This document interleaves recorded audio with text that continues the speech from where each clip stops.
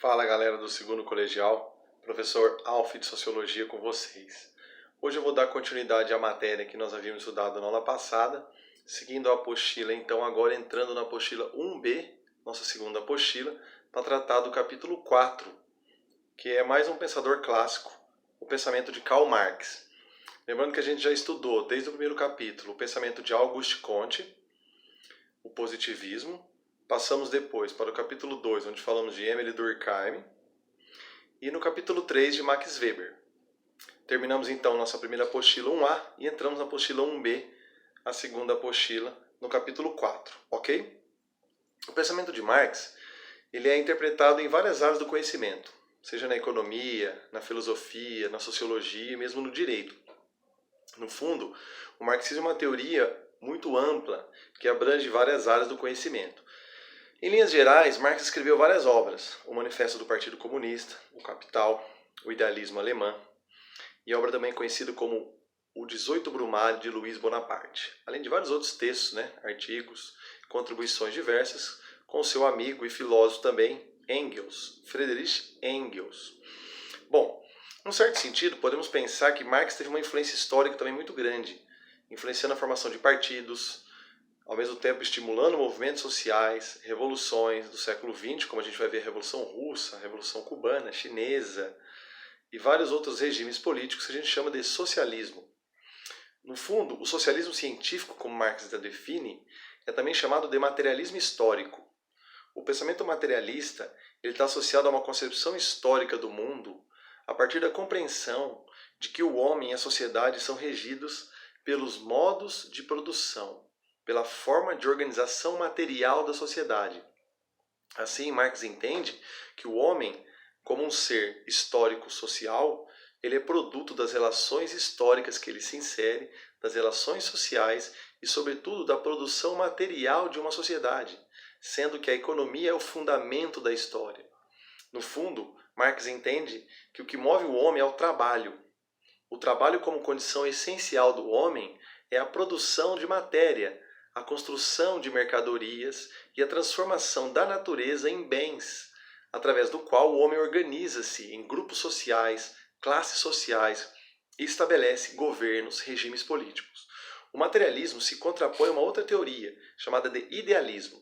Isso nós estudaremos em filosofia, também no capítulo 4, que falaremos da distinção entre idealismo e materialismo.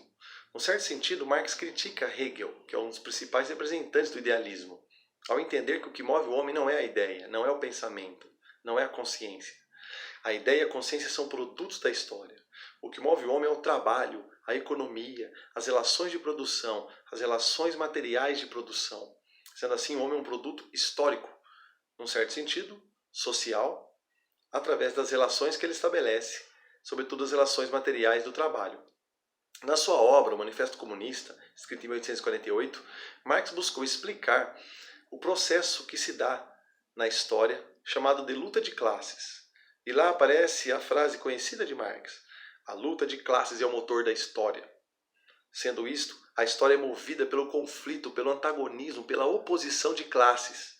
Entendido que a história é, portanto, movida pela luta de classes, a luta entre a burguesia e o proletariado, como na época moderna, mas a luta também entre os senhores feudais e os servos, na época medieval, ou entre patrícios e plebeus em Roma, ou entre eupátridas e escravos ou camponeses na sociedade grega. Em todas as civilizações e épocas, em todas as sociedades, independente do tempo histórico, assistimos ao conflito entre uma classe dominante que detém os meios de produção, que possui os meios de produção, e a classe dominada, que é explorada e expropriada dos meios de produção. Nesse sentido, os meios de produção representam aquilo que a gente chamaria de as riquezas produzidas pela sociedade e os meios pelos quais as ferramentas, os instrumentos levam à produção dessa riqueza. Terra, capital são meios de produção. Ferramentas, fábricas são meios de produção. A classe dominante é aquela que se apropria dos meios de produção e, a partir daí, define a consciência, define as leis, a cultura, aquilo que Marx chama de superestrutura da sociedade. Na obra O Idealismo Alemão, Marx procura explicar filosoficamente como que se dá a construção da sociedade em duas grandes esferas: a infraestrutura, que é a economia, como motor da história, que são as relações materiais, o trabalho, e a superestrutura, que é determinada pela infraestrutura. A superestrutura é o plano da consciência, das ideias, da cultura, do direito, das artes, da filosofia. O que Marx quer mostrar é que a consciência é determinada pela forma que o homem trabalha e organiza a sociedade. Sendo assim, o que a gente pensa, todas as nossas ideias, nossos valores, são condicionados e são causados, determinados, portanto, pelo modo de produção de uma sociedade. Se vivemos dentro de um modo de produção capitalista, pensamos de maneira capitalista e somos determinados a pensar a partir de concepções, abstrações que são construídas pelo modo de produção capitalista. Isso Marx vai chamar também de ideologia. Ideologia é o campo das representações que o homem cria. E Marx tem um sentido positivo e negativo para a ideologia.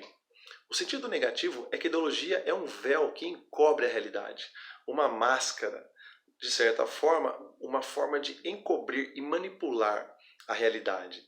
As ideologias seriam um sistema de dominação que fazem com que o homem acredite que é livre, que é capaz de determinar sua consciência, mas no fundo o trabalhador está sendo condicionado pelas formas de dominação burguesa, ou de dominação da classe que exerce o controle e o poder em determinada sociedade.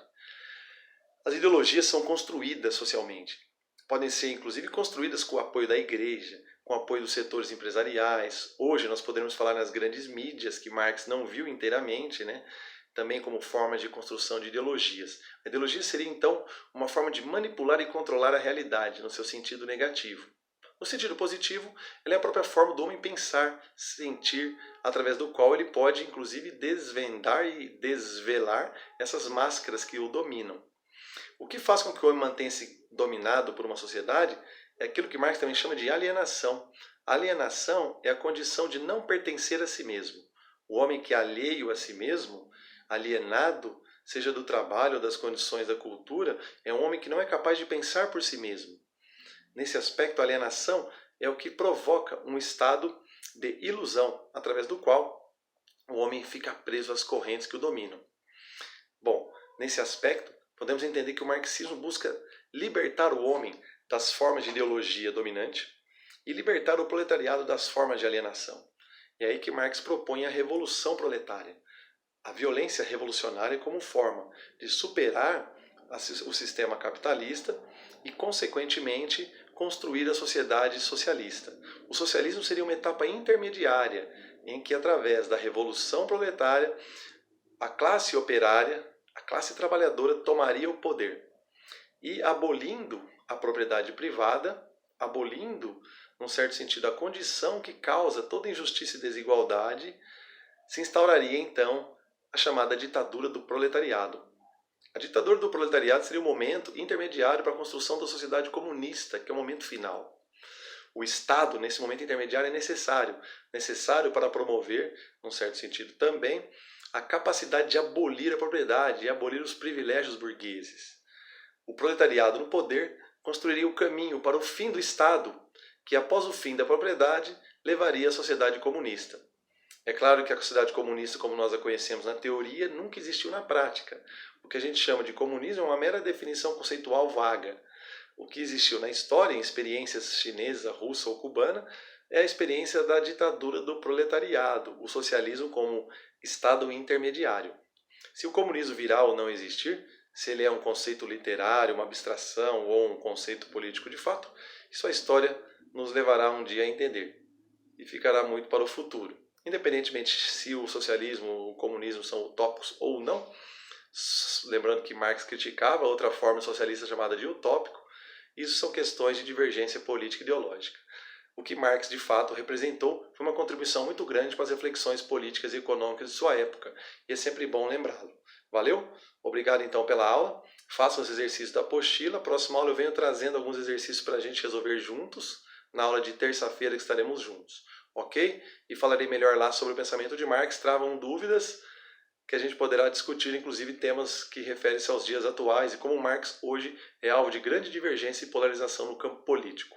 Obrigado, um grande abraço, turminha, saudade de vocês, beijo do Alf.